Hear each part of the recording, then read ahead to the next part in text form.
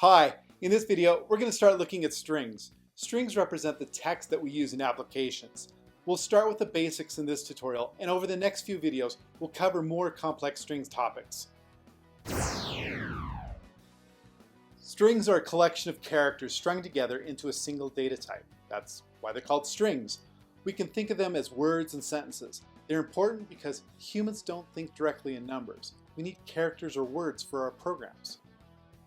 In Java, strings are represented using the string class. Strings can be declared similar to numbers using literals. That looks like this.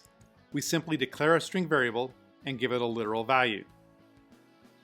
We can also declare a string using a constructor. We'll rarely ever see this method of creating strings. The reason is the literal is a class instance, so this code is really creating a string instance using the literal and passing the instance to the constructor to create another string. It's double work creating two strings. Doing this in a loop a billion times might create big problems for us, since we'd be creating twice as many string instances as necessary. That would also create headaches for instance garbage collection. The string class lets us use and manipulate strings. For example, we can declare a string like this. Then we can call a method on the string class. In this case, we're getting the length of a string.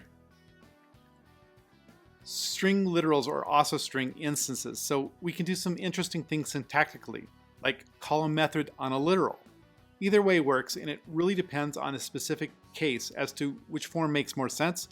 Usually, we wouldn't call a length on a string literal since we should know the length at the time. A better example is testing for a string for equality.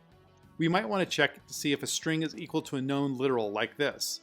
However, if for some reason the string is null, we'll get a null pointer exception. A better check is to use the method on a literal like this. The literal will never be null, and if the variable is null, the equals method will just return false. Another thing that we need to know about strings is Java tries to help us conserve memory by doing something called string interning. What this means is Java recognizes when we do something like this. We create a string A and a string B, both with the same literal value. If we test for equality using the equality operator, the test is true, but we need to be careful here. That doesn't mean that the two strings have the same value. We use the equals method to test that. The equality operator means A and B reference the same string instance.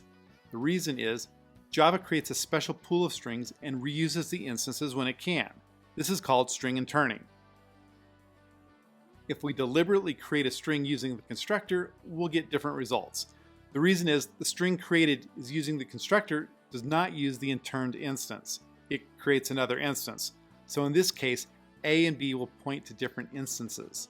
Strings are also immutable. This means once we create an instance, that's the value. We can't change it. Changing the value of a string of a variable like this creates a new instance. There are several reasons strings are immutable. One reason we saw is interning in the string pool. If we could change the value, we'd be changing the instance every place the string was used, which would defeat our ability to cache strings. Another reason is security. Imagine we have a method that takes a string representing a query to a database. If we could change that string, we could wreak havoc in the database, or secretly connect to another database. That would be bad. There are other reasons to make strings immutable, such as thread safety and used in other classes like sets and hash tables. We'll cover this more later.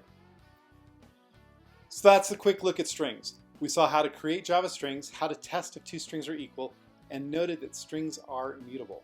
If you have any questions, add them to the comments below. We're going to look more at strings in the next few videos since they're very important to most Java applications. If you enjoyed the video, please like and share, and with that, I'll see you in the next tutorial.